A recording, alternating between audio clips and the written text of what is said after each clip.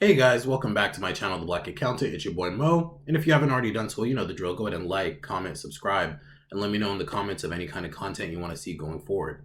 But most importantly, turn on the notification bells because if you miss a video, then you might not get the notification for the next video unless you have notification bells turned on. And I know you guys want to watch all these videos. So, um,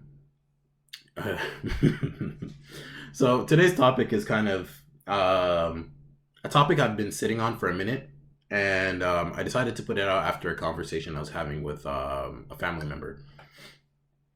And it's the difference between, or not the difference, like, yeah, the difference between a mediocre and an amazing employee. And, like, which one would you want to be? And this topic just kind of came about because I always draw these parallels or these topics from real life, things that I've experienced or other people have experienced around me. And I work a corporate job, and I consider that corporate job to be my 9 to 5, nothing more, nothing less. And I've heard a lot of negative commentary on that about how I should be more passionate about it and how I should look at it as like this big career investment and that it's something that should occupy a bigger space in my life. And I always kind of wonder why.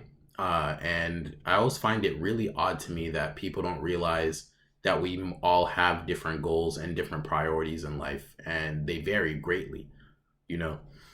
So that's kind of a lot of the purpose for today's video. And I also hear this, like, I want to kind of give this disclaimer at the beginning. I am by no means bashing my current firm. I do like the firm.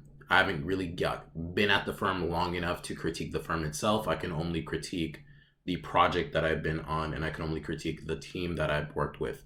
And while the micro is a reflection of the macro, I haven't been on enough projects or enough teams or enough of the different types of work to really give a summary on an entire firm, because a lot of these corporate positions and corporate jobs, a lot of these corporate businesses are so massive. You know, they have teams of or like an employee base of 500,000 plus, and they have their hands in so many different things. It's hard to say like the entire company is like this or the entire thing is like this, because you don't have that experience to call that judgment, unless you're from like a leadership perspective, and then you don't, like, you have your hand overall in the entire company and you have that stake.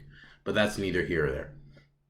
So I just want to say I'm not bashing that. I'm just going to kind of draw from my own experiences, and I'm just going to give like some reasons that I think people could or should or are amazing employees, and reasons that other people are not. So the arguments that I generally hear for being an amazing employee, as you would hear as per usual, it's about your branding. You know, you want to build this good brand image about yourself, that you're somebody that's hardworking, that you're somebody that has a good ethic, that you're somebody that knows what they're doing. Because it doesn't only speak well for you in terms of landing jobs, it also looks good for you in terms of the types of work that you get, especially in corporate positions. Because if you're known as somebody that gets their work done, and you're somebody that's smart or somebody that does their work well, people will want you on their projects. It helps with your networking. It helps get you to the next level or different places. But also, a con of it is the fact that the reward for hard work, or the reward for good work, is what? More work. So if you have other priorities in life, like you have a family, you have a business that you want to tend to, you have whatever other goals that you have, you can't really be amazing at everything in your life when you're doing things simultaneously, because you can't put 100% effort into everything. And that's kind of controversial, because I hear people tell everybody that you can be everything and you'll have everything, but you can only really realistically focus on 2 to 3 things at a time and do them well. So chances are, if you're a really amazing employee and then you get your work done ultra early and you keep getting more work, you're probably not tending to your relationships as well.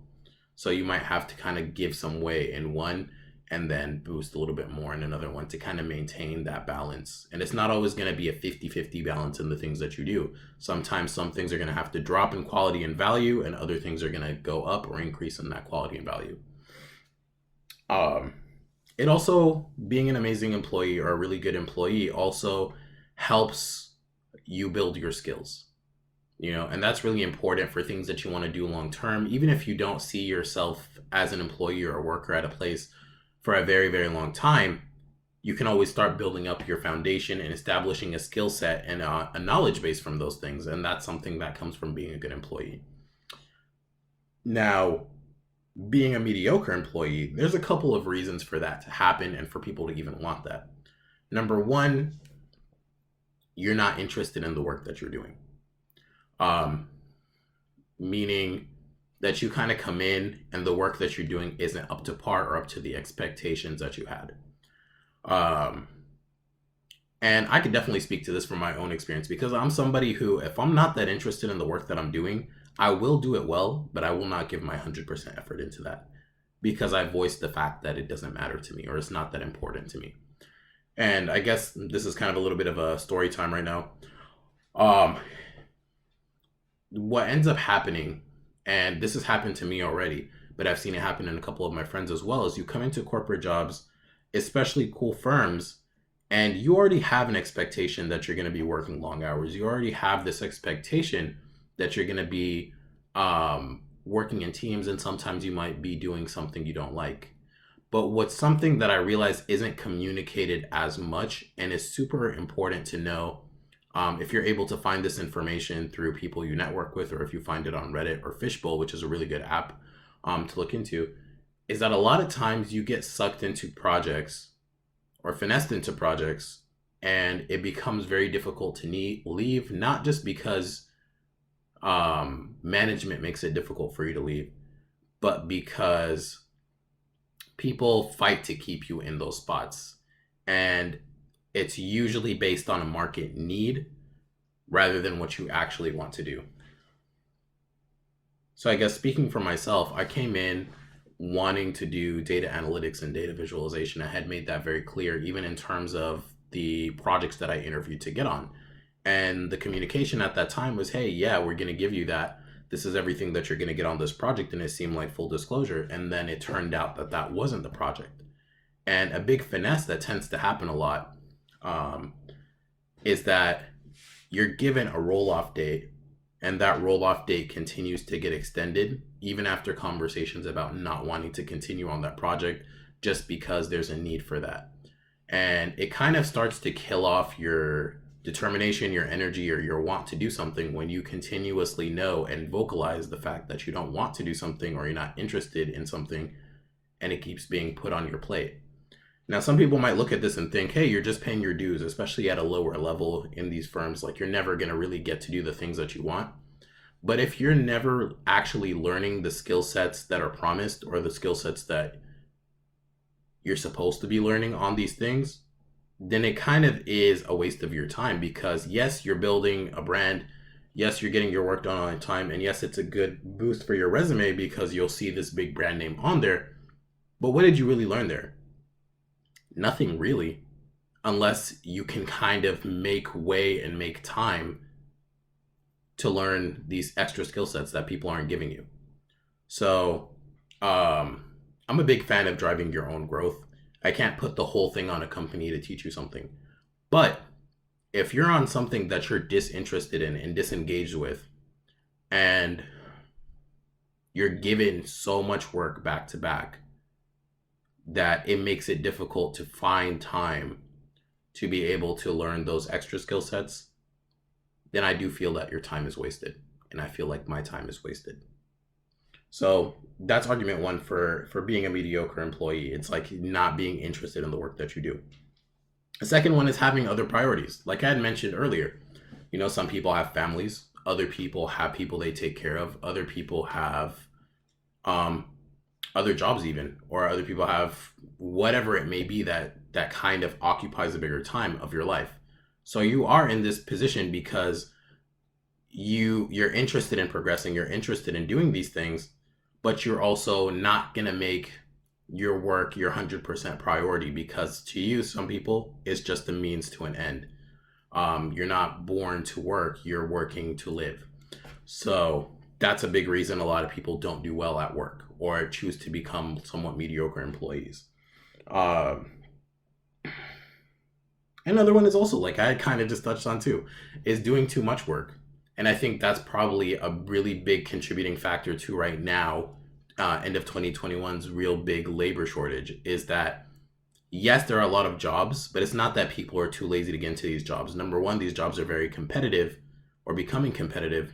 But number two is that there's this expectation of doing multiple people's work for a very low level of pay. And nobody is really willing to do that now, especially when you have options. Why go to a company, McDonald's, somewhere else, where you're going to be given the work of 2 to 3 people and dealing with people that are very disrespectful to you for a mediocre pay when there are other options?